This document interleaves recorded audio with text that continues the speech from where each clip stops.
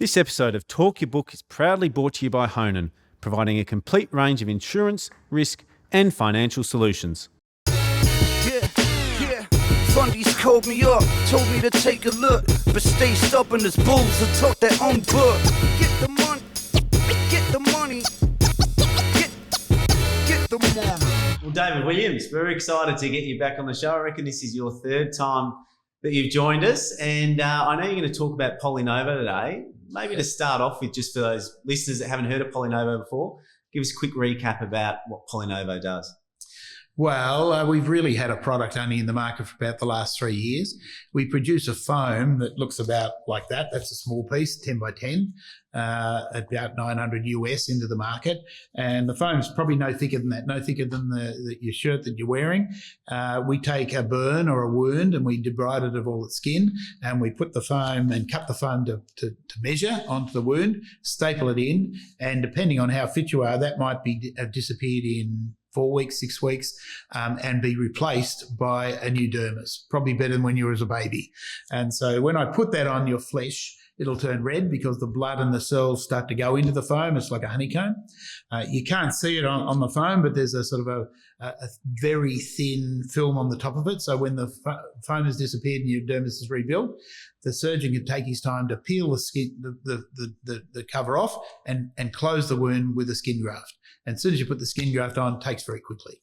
So in the last 3 years, we've really had a product in the market in Australia, New Zealand, in America and in the UK, Ireland, and we're now in Western Europe, but it's going extremely well. It feels like the US market is the one that's growing really quickly at the minute. Yeah. Maybe give us a sense of the overall sales on an annualised basis and then what you're doing in the States at the minute. So we just announced our quarterly, and it's $12 million for the quarter. So a run rate, if you could run it out that way, of $48 million, which is not bad from a standing start 3 years ago.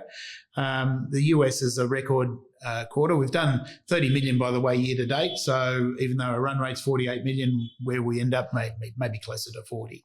But it's every month or every quarter looks like it's a record at the moment.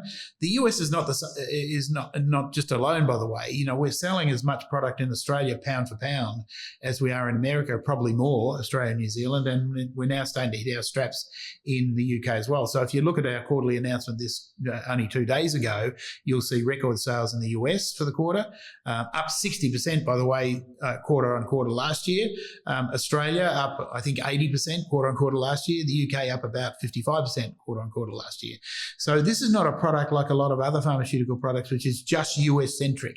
It's going to be sold everywhere. And in fact, you know, many of the burns cases we sell for much wider applications of burns, but many of the biggest burns cases are in India, in Indonesia, in China, in South Africa, in a lot of places where people are actually living in huts and fall into the fire. And many of the victims, by the way, are women, not men, whereas a lot of the burns you see in Australia, for example, or in the US are men and industrial or people trying to top themselves or whatever it happens to be. So, but let's not, we've made our reputation on burns. We made our reputation on the Bali bombings, on the White Island volcano in New Zealand, on the Greek volcano, on the bushfires here. It's fantastic for a reputation, but now we're selling as much product for diabetic foot ulcers, for venous leg ulcers, for amputations, for oncology burns. Where our biggest problem is keeping up with the surgeons in terms of the way in which they want to use this, where you've got tissue loss.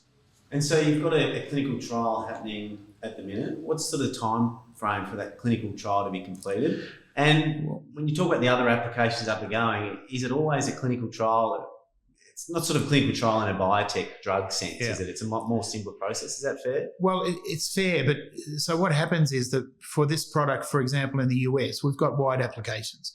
So people are using it for skin diseases like necrotizing fasciitis, like venous leg ulcers, etc. It's widely used. You do get some surgeons, though, who'll say, yeah, I see it's being widely used for diabetic foot ulcers, but do you have any clinical trials? So, for example, we've just finished a small trial of 10 long-term diabetic foot ulcer patients where we can show it more as a proof of concept rather than a large-scale clinical trial. In the case of diabetic foot ulcers, because the market's so big, we are now actually doing a very large trial on that. But even that's not a $30 million trial that you see the drug companies doing. It takes 18 months for phase 1 and then... It might be 2 million max, and that's quite a big... I think we're recruiting maybe 150 patients. We sort of already know what's going to happen because the surgeons are widely using it. There's been academic papers published. We've done a small trial ourselves. So... but we want to reinforce it wherever we can, because even though it's now widely used in the US and Australia, by the way, for diabetic foot ulcers, we want to take that to the rest of the world as well, which we are doing.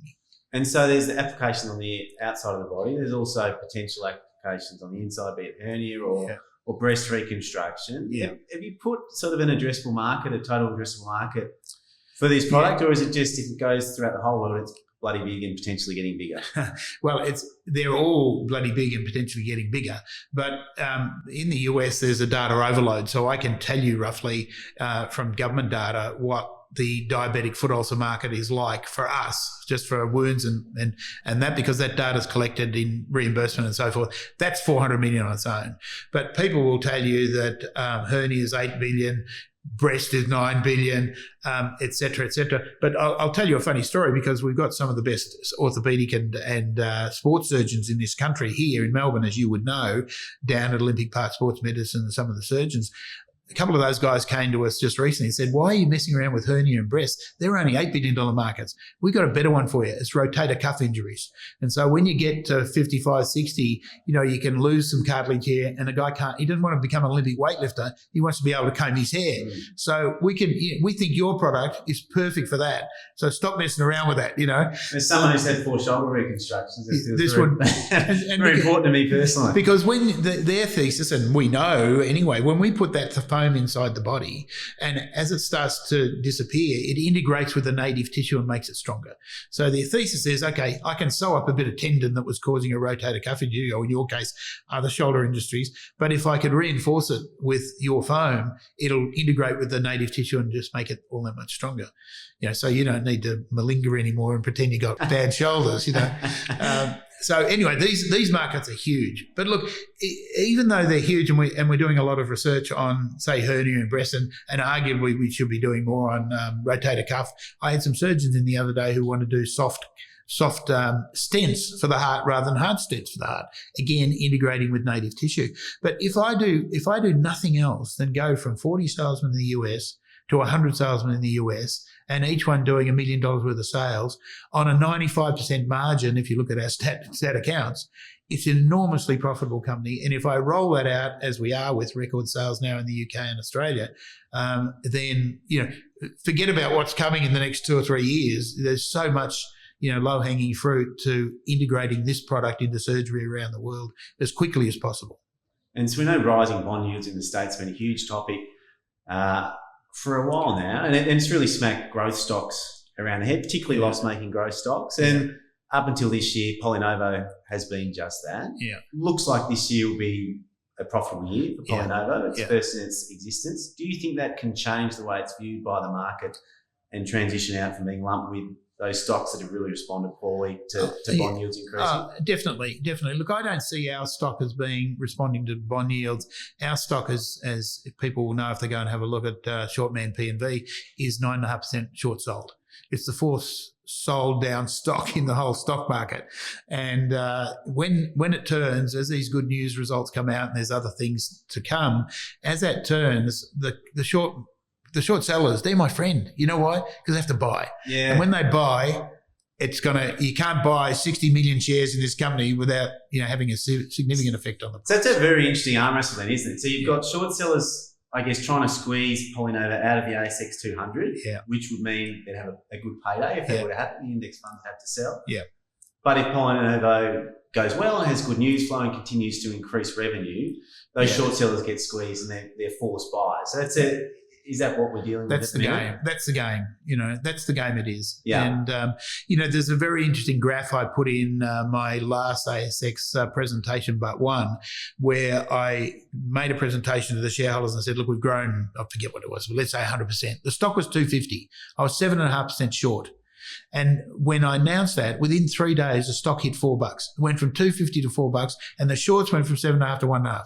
Have a look at the graph and just go and check it for yourself. But that's what happens when the shorts get caught. Yeah. Now we've got a situation where the price went up again, so the shorts come in, knock it back, and there's probably an added incentive to try and drive you out of the ASX 200. Some of those index funds have already gone, by the way, because they anticipate we might go out of the ASX 200. But look, there's a lot of loyal shareholders, and I've probably seen 6 institutions this week alone where I think all of them are, very optimistic about where this would go. Is it going to lead to buying? We'll see, but I'm very comfortable about it because it's a game. And as I said, most people hate these shorters. They want to kill them. But the fact is they're my friend because they're going to buy soon and they have to buy. And buying 9.5% of this company, you want to be in today, not in when they're buying back, And it's maybe talk through us how much capacity you've got in the production facility. It's different to, say, some other manufacturers where they're constantly adding capacity, and maybe an overview of just how high a margin of product this is. So, we had a factory already that we were renting, and it was a more backyard sort of type factory. The building that is connected to came up for sale. We rent the first building, by the way, off some shareholders who live in Victoria. The second one came up for sale. So we've got to buy that because we've got to build a serious plant. So we bought that building for 4. We built a serious plant that cost us less than 10. It can probably make 10 times whatever we want to do in the US without spending more than another $500,000. I'm sort of making up these numbers. Yeah. I don't want you to think it's a $500 million plant. It's a small plant in a very, very sophisticated plant, by the way. It's a clean room like you'd never see before. But and we've just sold that building as well. So that brought in $6 million cash. But we got plenty of capacity. We can produce anything we want for the US, for the UK, for Germany, for Australia, before we need to spend even a couple $100,000. When we really start to max out the US, we might rethink, do we want to plant in the US? Do we want to plant in Ireland? But you know what? When you put this, I might be sending you as a surgeon 10 of these and there's $10,000 in an envelope. It literally can be an envelope. I can put it in a DHL bag and get it to you very quickly. And one of the beautiful things about this is when somebody has a deep tissue wound, they often don't do it straight away anyway. They'll get you into the hospital, clean it up, bandage it up, and then decide, okay, I'm going to put this on. And sometimes our guys in the US get a call from a surgeon and goes, look, I'm going to put something on tomorrow or the next day. Can you come and help me? So our sales rep will go into the surgery, show them how to cut it, show them how to staple it, show them how to bandage it. So after they don't need our assistance in. But what I'm saying is there's plenty of time for one of our sales reps to get on a plane, and there's plenty of margin for one of our sales reps to get on a plane and go and actually help the surgeon do it. And that's a hallmark of what we do. We can do that because there's so much margin as well. Yeah. So as I said to you, look, I don't exactly know exactly what this costs to produce at the moment because we're producing more and more each month, so the costs are coming down. When I look at the stat accounts, it shows me that I'm making 95% margin on that. Wow. So if I sell $1 million worth of product, right, in other words, it's cost me $50,000 to make. I'm paying an average salesman $100,000. The rest of it is profit. So you're right, even after 3 years, we've told the market that we'll be break even or profitable this year. We're significantly profitable in the US because in the US now at a run rate of 30 million, let's say, that's already profitable, and we're hitting them up for charges for the head office and so forth. So it's just a matter of time. And so you'll have about 10, call it ballpark, about 10 million in the bank post the sale of the Lorna Street property. Yeah. Is that enough to scale up the sales and BD team for what you need to hit your revenue targets? Yeah, it is.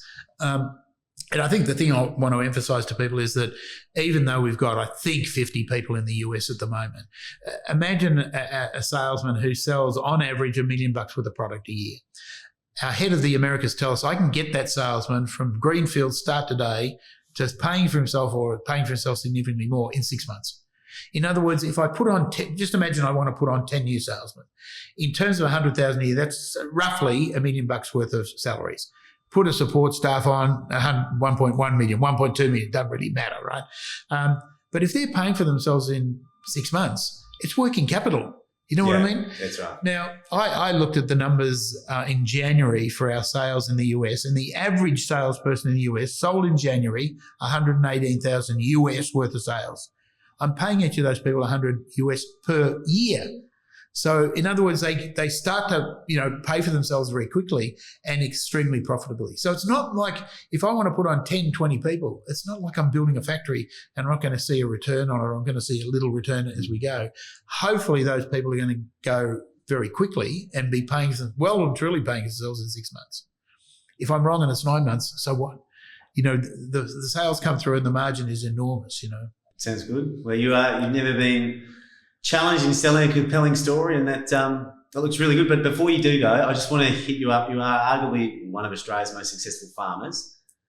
It's going to be really interesting food price inflation, what it looks like, not just over the next 3 to 6 months, but probably the next couple of years and potentially longer.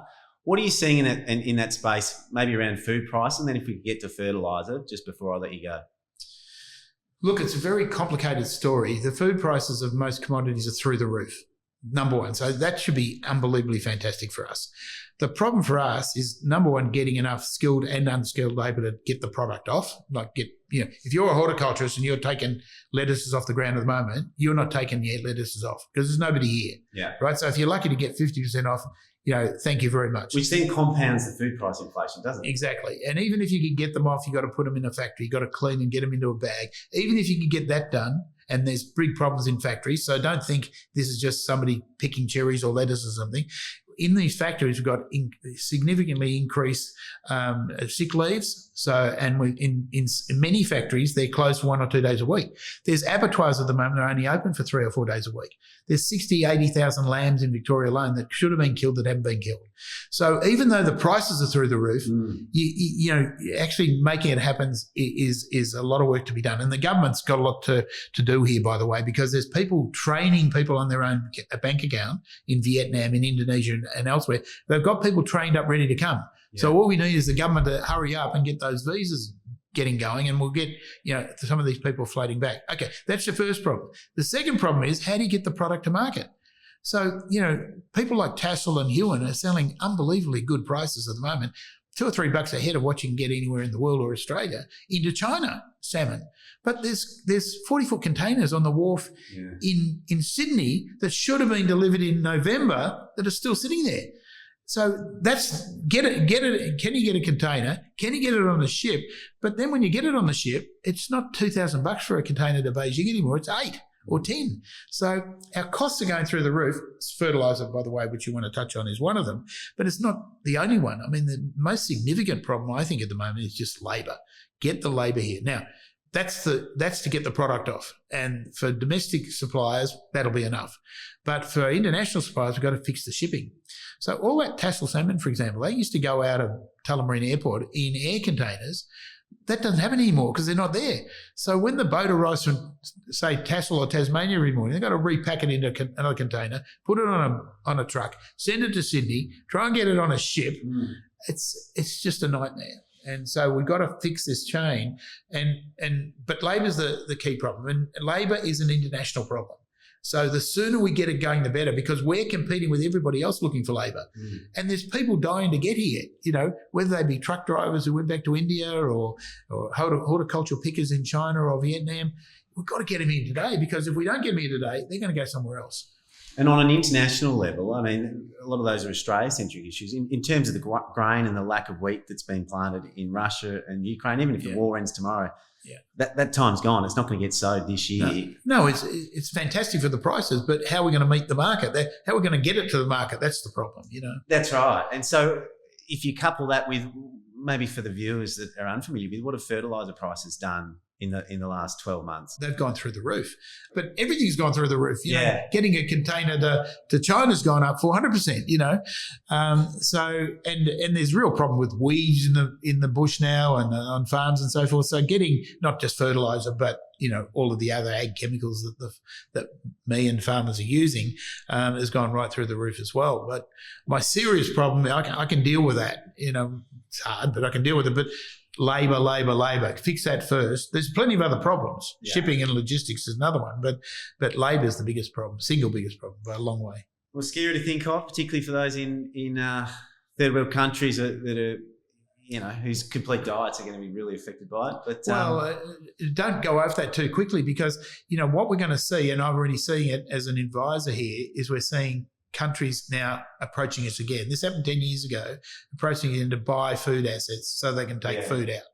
Everybody is starting, all those third world countries, but some not third world countries, companies in the Arab states and so forth, they're really worried about food security. So as your government, I'm talking about companies, I'm talking about governments coming and saying, I want advice on how to buy some food assets so that I can alleviate the need for food security. So that's going to give us all sorts of problems with respect to FIRB. I'm just anticipating what's going to happen. And this is starting to happen right now. So for the rest of this year, you're going to see this become quite important. Well, a somber note after a very impressive sales pitch. Mate, thanks very much for coming on. Always love having a chat. Pleasure. No problems, anytime. This episode of Talk Your Book was proudly brought to you by Honan, who go beyond a transactional insurance broker to deliver better outcomes for their clients. If you're enjoying Talk Your Book, make sure you subscribe to Chris Judd Invest.